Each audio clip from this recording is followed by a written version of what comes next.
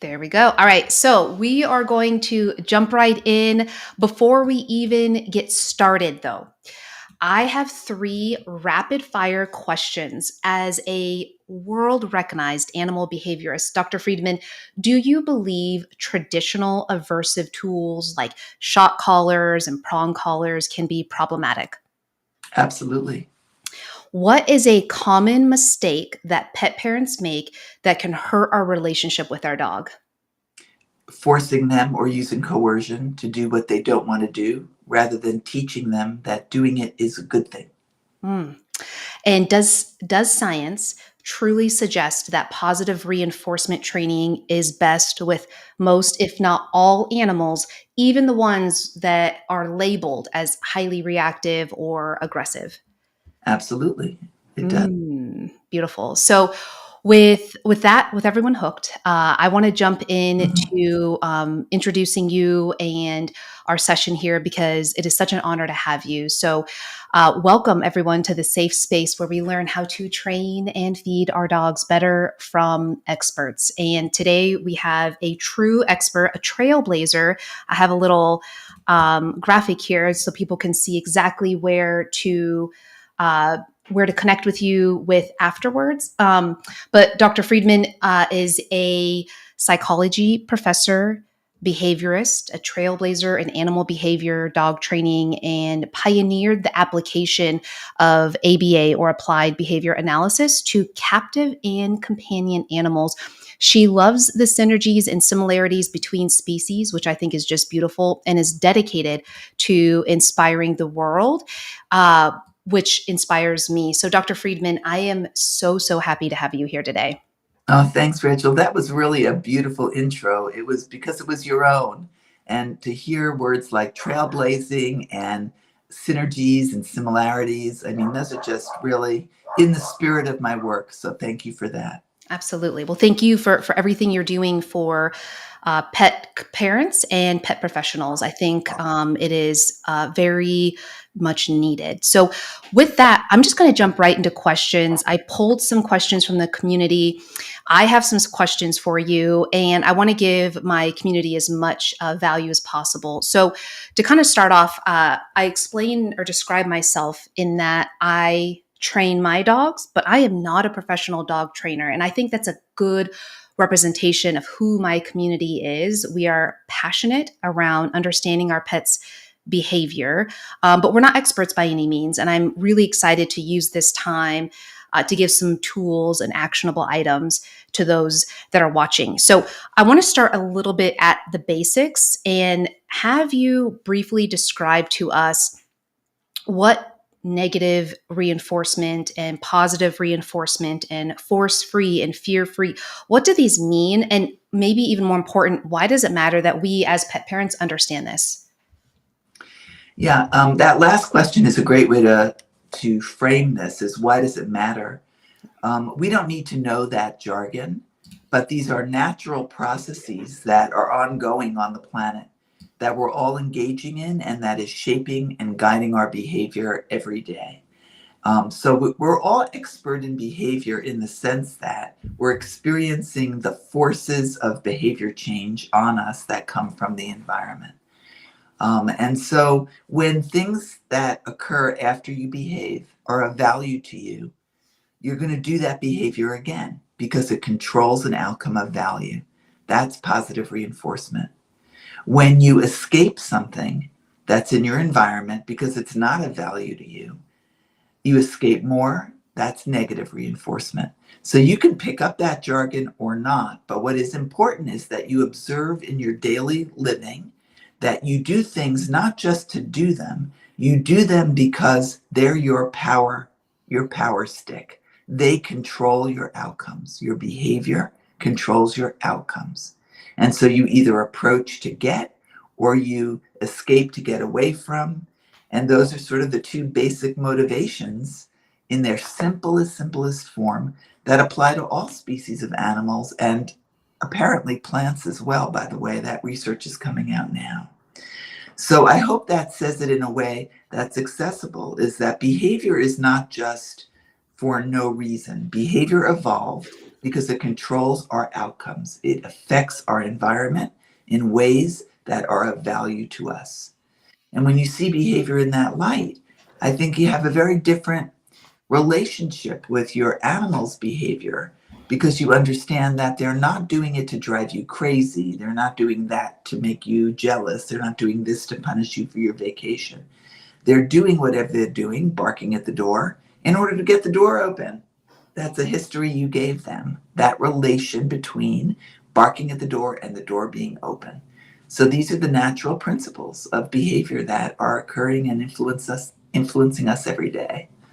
And I have to say, it's funny you use that example because for those watching, when Dr. Friedman and I were getting ready just now, I was warning her my dogs may bark, and sure enough, Finnegan decided to express his feelings in a big way, and she got to experience that. And I said, "Great." The the Mine one too, time, mine too. yes, the one time I have a behaviorist on here, he shows his true colors. But as you taught me, I mean, in that very moment, that was a what you describe as a reinforced habit. Is that what you just called it?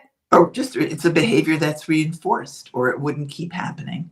And that's what reinforcement means. It's when the outcomes of behaving are of value, you repeat the behavior. So, where did your dog learn that? There's no gene for barking at the door, there's no brain chemical for barking at the door. What there is an environment that selects barking at the door with the door being opened. And if the door never opened, they would not be barking at the door. They're not irrational, right? They're doing things that work. Correct. So, how do we take this a little bit deeper with one of the more common things that I see, which is pet parents struggling with reactivity in dogs, aggression in dogs, these extreme anxiety situations? Like, how do we take what you've learned about behavior in both companion and captive animals and start thinking about our overly worried or nervous dogs in a different way? Well, I think really what I've said, we can say over and over again, is that animals behave the way they do because it produces outcomes of value. You've listed a lot of different situations or behavioral categories, and not all of them are the same. You know, that to talk about a dog that's very fearful and anxious is a special class of behavior problems compared to dogs that are aggressive or some of the other labels that you used.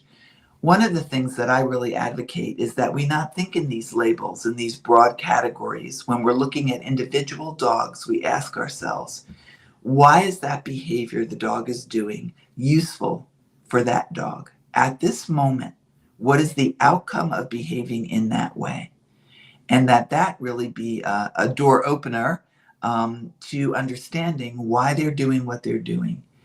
And then we're able to predict what they do before they do it. We'll be able to change the environment so that they do or don't do what's useful for us. But I think that's really a key. So we don't label animals in these big global categories. When we're helping them, we look at the individual and the conditions that are supporting the behavior that we want to change. And do you think that we can have significant change and improvement in behavior without significant change in the environment? What a beautiful question. Absolutely not. And even if that's drug changes by giving medicine, that changes the internal environment. So there's an internal environment and it's influenced by what we put in, and there's an external environment that influences what we do. And that question, to say it again, because it's really the key, a key, there are several, is can we change behavior without changing conditions? And the answer is no.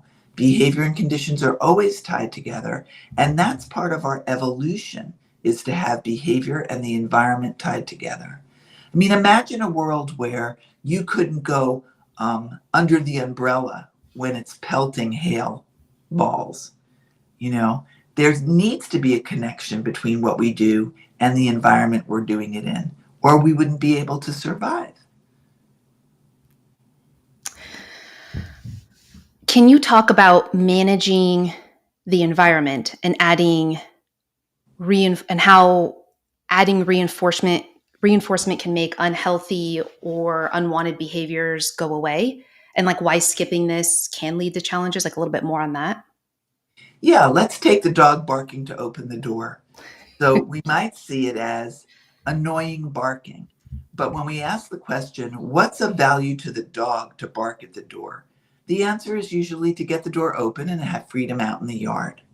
So then we can ask the next question, what do we want them to do instead of barking at the door? Maybe what we want them to do is to go get a toy and bring it to us to signal they're ready to go outside. Or maybe we want them to learn a wait behavior at the door because we have to finish up what we're doing. All of those are new behavioral goals. And when we state those goals really clearly, unambiguously, and in behavioral terms, not labels, but actually what the dog is going to do, then we're able to shape it with positive reinforcement. So often people will ask me, how do I get the dog not to bolt out the door? I don't mind the barking at the door because I can be in another part of the house. That helps me get to the door. But when I open the door, I want them to wait.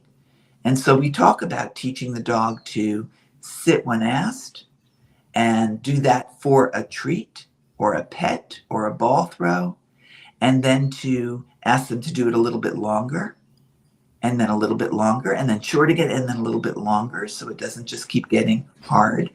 And we ask the dog to learn that wait behavior where it's easy, maybe in the kitchen, and then we move it to the door to outside.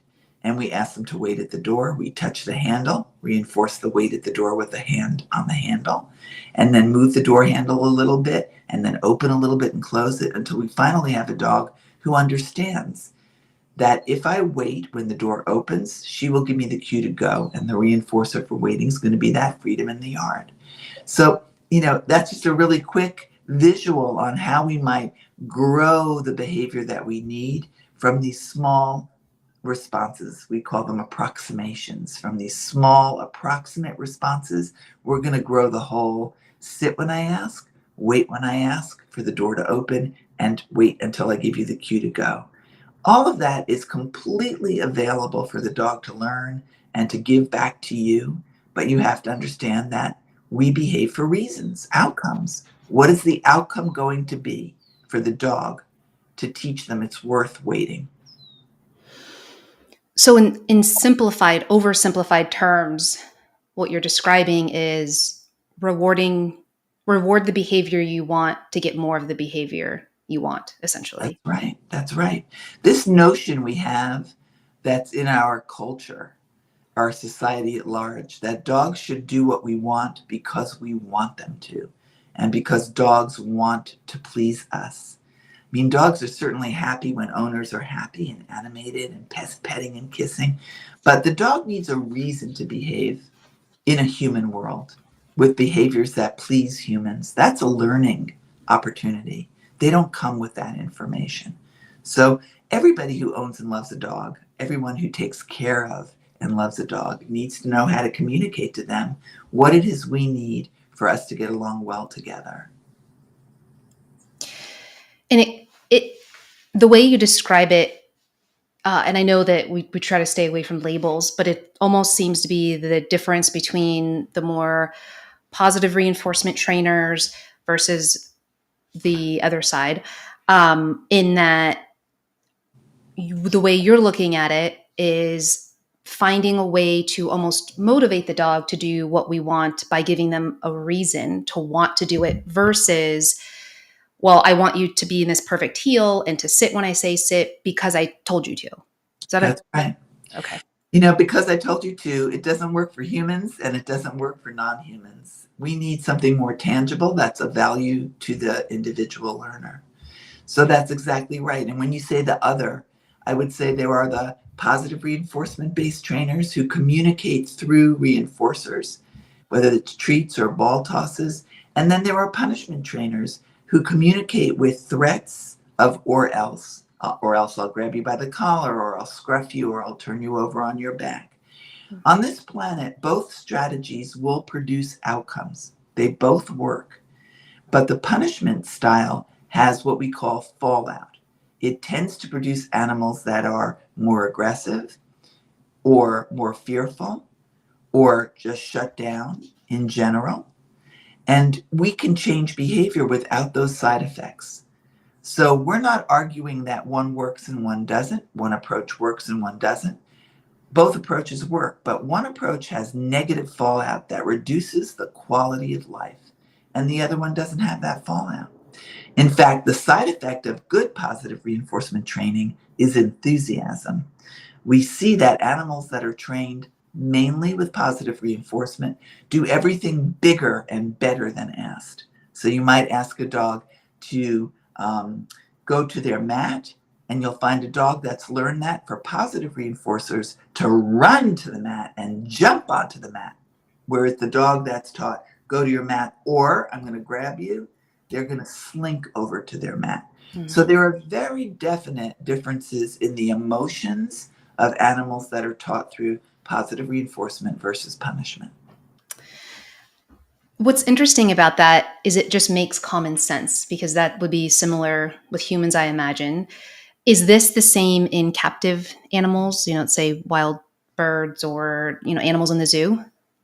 It is. And we call that animals in human care, that we try and provide such an enriched life and such a good behavioral set of skills that, that the vision of captivity no longer really works for the goals that we have. For dogs, they're also captive. Kids are captive. Giraffe are captive at zoos. But when we train with a positive reinforcement basis, then we see all of that enthusiasm, and happiness is the emotion that follows positive reinforcement lifestyles. That idea, the vision of captivity, doesn't really fit as well anymore. So we say in human care, and our goals shifted with that language change to more positive reinforcement and empowering animals to have a voice in their own care. Why is it that there are seemingly more and more dog trainers that are practicing and promoting and preaching these aversive approaches or punishment approaches or non-positive approaches? Anytime I talk about my learnings from local trainers that I work with, for example, that are very heavily positive based, and when I share things that I learn, I get a lot of feedback of, well, try using cookies on my reactive dog, or we tried positive reinforcement training with my dog, but I'd like to see your trainer come and work with him or her. And there's just a lot of hostility around that, which I think is a different topic. But my question is why is this form of training so common? Is it the immediate results that they're seeing, or what is it? Do you know? I think we have really fast results with positive reinforcement too, but it takes Fair. more skill. It takes more skill, and people have to want to learn to develop that skill. Mm-hmm. And not everybody wants to be a trainer, like not everybody wants to be a teacher. So I think that when you have somebody who's very experienced in training with positive reinforcement, it is can be as fast as many punishment approaches. I think there's a one concept answer, and that is our culture. That is our legacy. All our lives, our behavior has been moved through punishment by parents, teachers, scout leaders, waiters, whatever it is. It is our cultural legacy to have behavior be moved, to have learning goals be taught through more aversive strategies. And so we're not just changing individuals and their relationship with dogs. When we talk about training with positive reinforcement, we're changing an entire culture, an entire world perspective about how behavior works. People don't know that behavior works on both sides of the coin through selecting with valuable outcomes or selecting with aversive outcomes, the behaviors we want to see. They just don't know. When they say, well, let's show me cookies with a reactive dog, well, we wouldn't just use cookies if the dog was reactive, that is, really aggressive in a dangerous and threatening way. There's a lot to that. And to equate a dog that has a serious reactivity problem, let's say with people coming near their food bowl, to compare that with teaching a dog to wait till the door is open to go outside is nonsensical. So they drag us into these nonsensical debates.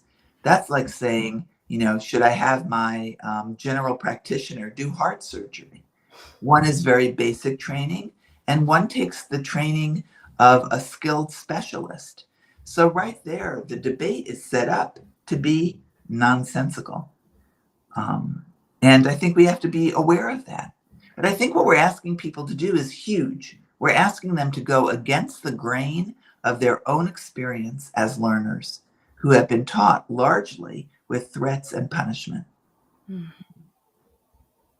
So it's a big ask. Yeah, it's a big ask. And I think the way you described that it takes skill, I think that's pretty powerful, because when I'm met with such hostility of, well, good luck trying that on my dog, one of my first thoughts is, wow, I must have hit a nerve. I must have impacted ego. There's something really intense there. And maybe some of that, just thinking deeper, is, maybe they realize that what they're doing, maybe the way they're approaching training a dog doesn't feel perfect, but they're seeing results. And so, but I think that there's an ownership on the pet parent, because I'm friends with a lot of trainers, and sometimes they'll give me feedback of, I was just talking to a local trainer actually a couple weeks ago, and I don't work with him, but he was explaining that he believes in positive reinforcement, and that's what he wants to do with his clients.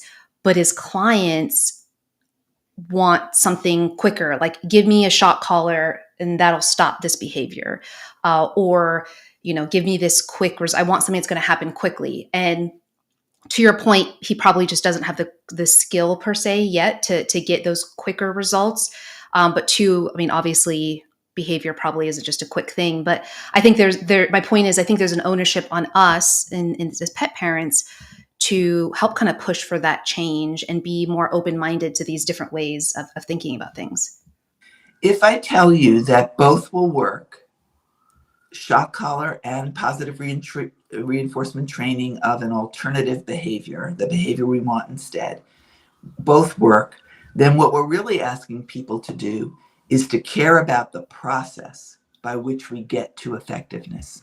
Mm. So if it's effective to teach a dog to wait at the door with a shock collar, and it's effective to teach a dog to wait at a door because it produces cookies, then it's not about effectiveness. It's about the process by which we get to effectiveness. What we want people to care about is the process by which they're effective. I don't want a dog shocked to get to the same effectiveness that I can get to with cookies. And caregivers shouldn't want to either. So I'm judgmental in that way. I'm trying to get people to say the process matters to me as well as effectiveness. Because if being effective is the only thing we care about, then shock will work, and so will positive reinforcement. But it's not about effectiveness. Really, the debate is about the process we use to get to the effectiveness. What is the journey, the path you want to walk? And if you were the dog or you were the kid, would you want to learn a skill through positive reinforcement or through the escape of shock? It's such a simple moment of thinking about you're introspecting your own experience as a learner on the planet. The process has got to matter. And once the process getting to effectiveness matters, then you see people saying, I'm ready to learn about positive reinforcement processes. Interesting. So it's less about the result. There's this focus on this result because they all can have this desired result. Absolutely. It's more about the process. Absolutely. So In the right hands, all of these processes work. Listen, you're not putting your hand back on the hot stove over and over and over again. None of us are. We get burned and we do not do that behavior again. That's an important part of being safe on the planet. Punishment works, and we don't keep doing what produces punishing outcomes. But we do keep doing what produces positive reinforcement outcomes. And so, which way do we want to experience the effectiveness? We can teach an animal to back away from a stove or fire, or a child to back away, or we can say the only way to learn it is to suffer. We don't need to. We have more. We understand how behavior works. We have more tools at hand now. So when are we as a society going to say the way they've done it for millennia is not the way we're going to do it? We understand more. We understand you can be effective with punishment, but there's fallout, and the process is a difficult one. Why not move to a process where you're both effective and humane? That's really where the debate lies now. As long as we're going to debate effectiveness, there's no question that on this planet punishment works. It works. But the process by which it works is unnecessarily aversive to the learner, and it produces fallout. Can you talk more about fallout? Like, what are some of the potential side effects or long-term impacts of using these aversive approaches with dogs? Yeah. Well, they are the ones that I mentioned before, that animals become more fearful. So you see phobias develop. Animals become more aggressive. So you see what we call reactivity.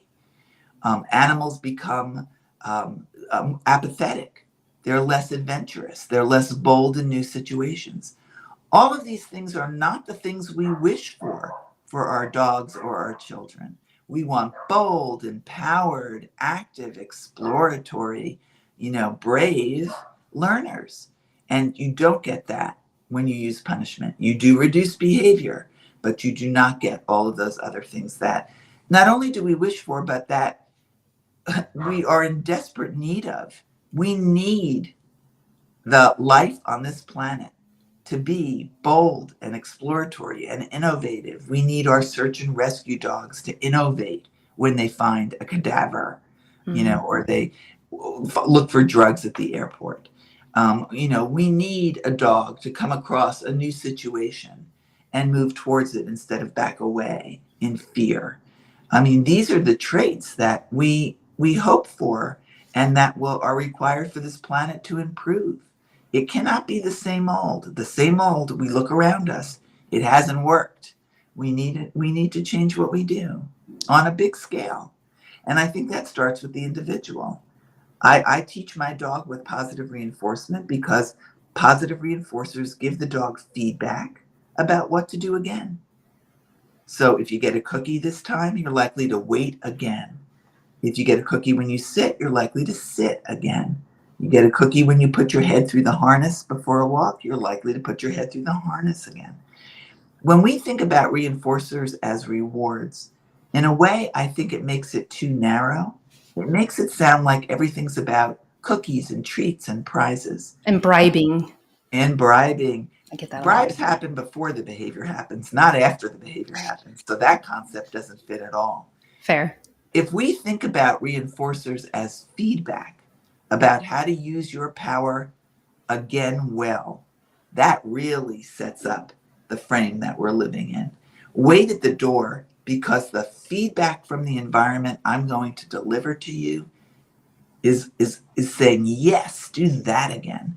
If we think about reinforcers as the reason why we behave and not a prize for doing what someone told you, it's a completely different headspace, and it's more accurate depiction of what reinforcers are on the planet. I'll just say, when you say to me that your trainer friend said they believe in positive reinforcement, right away my response is, this is not about beliefs. This is not about a religion. It's not about politics. This is about a natural science. To my ears, it's like somebody saying, I believe in gravity. I fear. That's very fair. And I love And that was one of the reasons I was so excited to connect with you, because you have this very scientific, technical background, but you also have experience with wildlife and companion animals. And I think a lot of people will try to uh, look at them differently, but from what I've learned looking into your work, there's a lot more synergies than we even realize. And so I think we can pull from that to create a more positive, optimistic environment for our animals. Absolutely. Every single thing that I've said today would apply to raising children well, would apply to working with a lion in a zoo, and would apply to condors in the wild, where I've also done some work. So whether it's exotic animals in zoos, wild animals in the conservation space, or our companion animals in our homes, um, or your neighbor relationships. I mean, everything is improved by understanding that we're all behaving for outcomes. We're behaving for outcomes we think we need.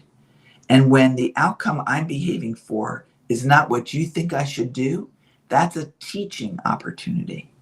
It's not a punishment opportunity. It means that you need to teach me a skill that will make us more compatible together. And that's how we see freedom in the science of behavior change. Freedom is not about what the hamster in the wheel inside your body propels you to do. Freedom is about big skills. The more skills you have, the more you've learned from great teachers and trainers, the more you're able to control your outcomes with your behavior. You following what I'm saying? The more skills you have, the more you're able to solve the problems that life serves up to you. When you talk about that reactive dog, that's a problem for that dog. That another dog is going on the sidewalk within 10 feet of them, and so they're barking and lunging. That's a problem the dog is experiencing, that the other dog is that close to them. And by teaching them what to do instead of being reactive, we're helping them use their behavior to solve their problem. Once they have alternative skills to pass that other dog calmly, that's freedom. Once they're able to wait for the door to open and get the cue to go, that's freedom. Once they're able to settle on a mat while you're having a Zoom talk, that's freedom. So freedom is best thought of as skills to solve problems in your life, where everything that is disturbing to you, we call a problem. And then we need to teach animals how to solve those problems and teach ourselves.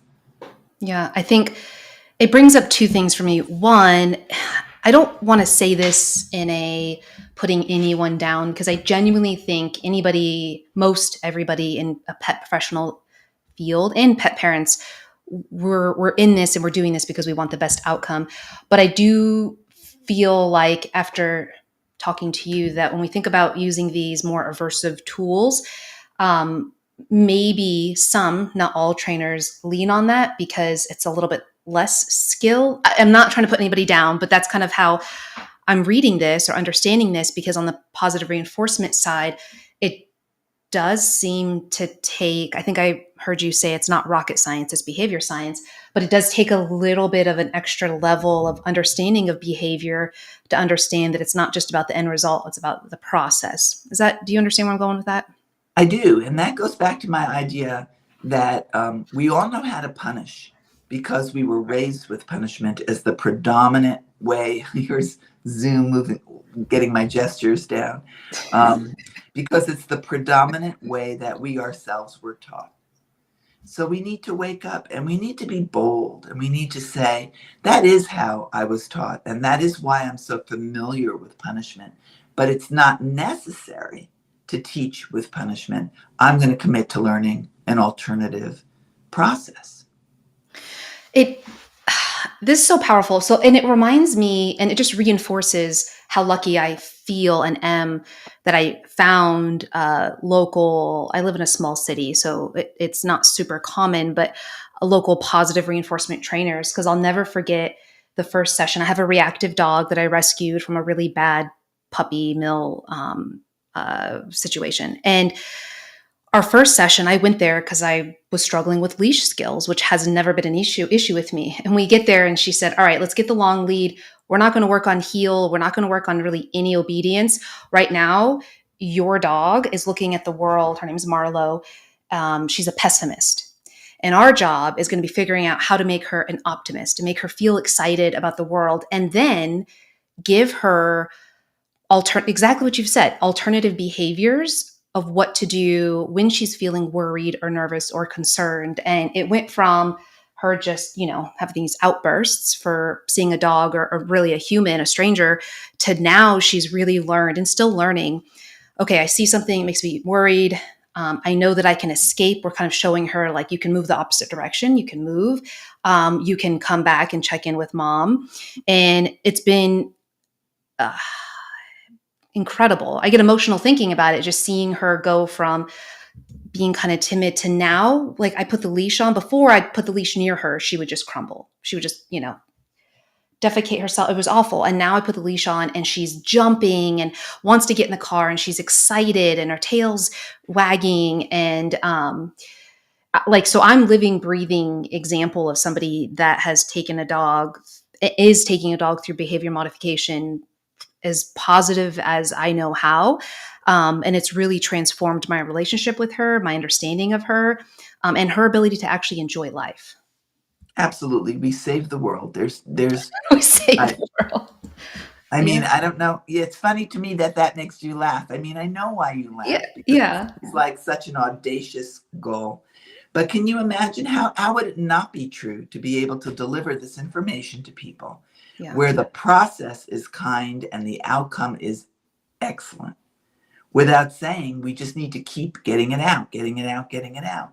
We save the world one animal at a time, one learner at a time, one situation, one problem solved at a time, and all just for understanding more about the other side of the punishment coin, how behavior works with positive reinforcement, understanding behavior as an empowerment tool to control your environment with skills.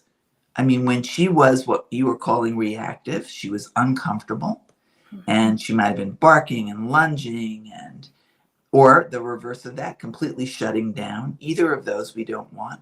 What you did very simply was you taught her what to do instead. You gave her skills to solve the problem of feeling uncomfortable another way. You said, this is what you can do instead. When you feel uncomfortable, come stand between my legs, check in with me. I'll shorten up the lead. I'll stand between you. You gave her a whole repertoire, a whole closet full of alternatives to be uncomfortable another way. And the net result was she started to feel comfortable because being comfortable is about having skills to solve problems. And that's what we're really teaching. We're teaching animals how to use their behavior to solve the problems that matter to them. That is to turn punishment or worry into positive reinforcement and glee, joy. Mm. Yeah. That's beautiful. So, what are a couple questions that we could ask if we're trying to look for a trainer to work with locally? What are a couple maybe red flags to avoid or questions we could ask to really? The reason I ask this is when I was looking for trainers, it took me a year. And I kept calling and connecting, and they would promote that they were positive. But then when I would start asking questions like, well, what do you do if a dog gets it wrong, for Right. example? Good question. Yeah, and the responses were very clear that they weren't positive per se. So it took me a while, and I want to help others out there that may be in the same position as me of like what they could ask or some red flags to avoid. Well, I know that there's a lot of talent out there, people who just really have a gift for behavior and they're good observers. And so they come to positive reinforcement in a kind of grassroots way or a self-trained way. But I think we do well to look for trainers who have certifications or some education from reputable schools. So I think Karen Pryor Academy, or if they've even passed the fear free, from your veterinarian, same idea, is I think we need to start holding people accountable for having an education in the profession they're making money from us from. Mhm. So one thing that I would start to promote a little bit more gently is let's start by looking for trainers who have these certifications. That's not to say that every certified trainer is the greatest trainer on the planet, but it's a start. And then I think the question that you asked is, well, what do you do when a dog doesn't do what you want to do? What do you do when a dog poops on the carpet? What do you do when a dog comes in muddy and gets on the couch? And a positive reinforcement educated and skilled trainer will give you examples like, well, I might have a station at the door that cleans their feet before they come in. And we call those antecedent arrangements. We're going to arrange the environment that happens before the behavior, so that the problem behavior never has to occur in the first place. So that might be, I would ask you to start by walking your dog in an area where there are not going to be other people at the time of day or in an area. So I'm looking for people who are managing the problem as a starting point, and then we'll ask you questions back. Like I'm looking for a trainer who is asking me, what do you want for your dog? What are the skills you wish your dog had? Um, what problems do you see that you really want to change with me? You might ask the trainer, what's your philosophy of behavior change? Mm, You that's know, beautiful. Yeah. you might ask your trainer, what is the motivation that you provide the dog to do as we ask of them? I don't want it to be either you do what I say or else. I don't want to hear people say the dog should want to please you. I mean, look around. Pleasing others is one of the reinforcers we behave for, but it's not the only reason why we're behaving, you know? Sure. We're behaving for lots of tangible outcomes as well. And so I think that, thinking about it, and maybe one of the things, if you don't already, is you developing the list of questions that might help them Mhm. reveal, they already exist on the web if you did a web search, Yeah. and ask for questions to ask trainers to select, a positive reinforcement based trainer. But I do think certifications will help us. I agree. It shows a commitment to continued education, and we want somebody who is passionate about learning. I mean, that's got to be top tier, I would say. And I know we're getting close to time, but I have to ask about, you mentioned condors earlier, and I have a friend who loves turkey vultures, and my understanding is you have had experience with the Fish and Wildlife Service with the condor recovery team. And interesting note, just the other day I was walking Marlo, and she's pulling me in a direction, and I'm like, okay, what's going on? And there's a kettle. And long story short, I was able to witness, not that far away, I want to say 5 or 6 turkey vultures. They were eating a carcass. And then all of a sudden, I see what I think is a hawk come flying around. Then I see, at the time, I did not realize a bald eagle, I think an eaglet, comes soaring down. All of the vultures just flew away. And the bald eagle sitting there taking the food and then picks it up, or the intestines, picks it up. I have a video of it. And I'm filming this, not realizing it's an eagle. I'm like, there's no way this is a bald eagle. But I posted it later, and everyone's like, oh my God, that's a bald eagle. And he or she's like, flying, and the guts are hanging out, and he does his caw or whatever the scream is that they do. It was the most beautiful, inspiring moment I've had in a long time. It was just, I sat there for, Really lucky. yeah, I feel You very know, blessed. Yeah. And Marlo the whole time just looking like, what is going on? So anyways, I would love to the hear just a fact little that bit. Yeah. Marlo was just looking and was calm Yeah. is a beautiful thing to know, right? That'd be a time to give a piece of cookie. Oh yeah. If I wasn't so distracted myself, I should have reinforced that, right? Marlo first. Yeah, there you go. But I'd love to hear just a couple minutes on your experience with the Condor recovery team, because I know my friend just loves vultures, and I think that they're pretty cool too. Vultures are amazing, and condors are maybe the most amazing of all. So I encourage you to look into the Condor Recovery Team and get on their websites and see the wonderful work that they're doing. But in the late 80s, there were only a couple, I've forgotten the exact number, that were actually flying. And since then, now there's over 500.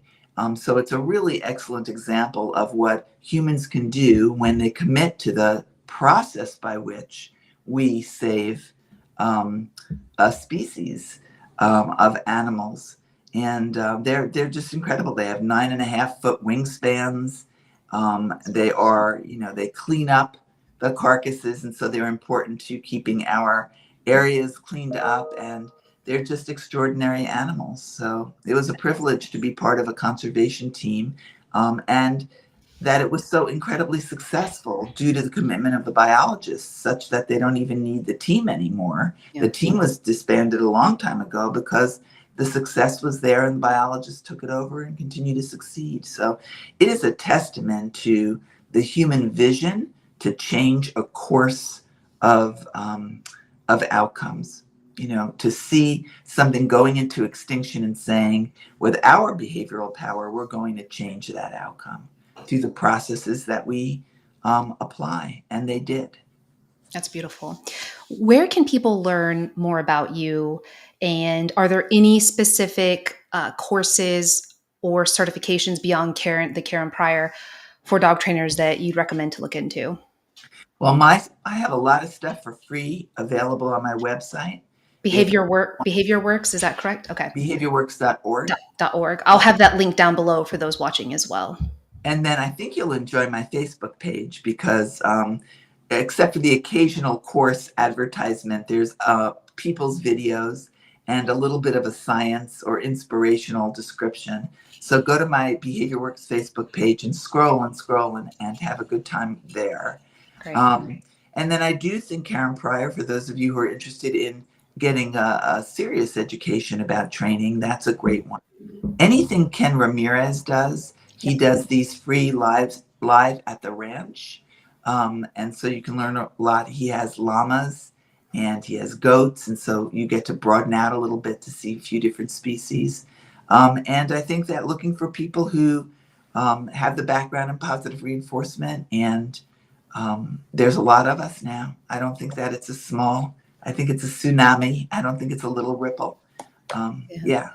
That's awesome. Well, you're definitely, as I said earlier, a trailblazer in this. And for that reason, I'm just beyond honored to have had this opportunity to connect with you. I know that you are desired everywhere to speak and present. And so nobody's more surprised than I am, but I'm very happy to have the opportunity to share some of this information.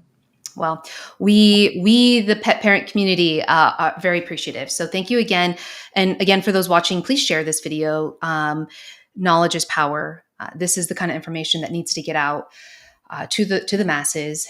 All of Dr. Friedman's information, websites, Facebook group pages will be linked in the description below. So please go connect with her, learn, support what she's doing. And again, Dr. Friedman, thank you for being here. I'm so happy. Thank you very much. And a lot of love.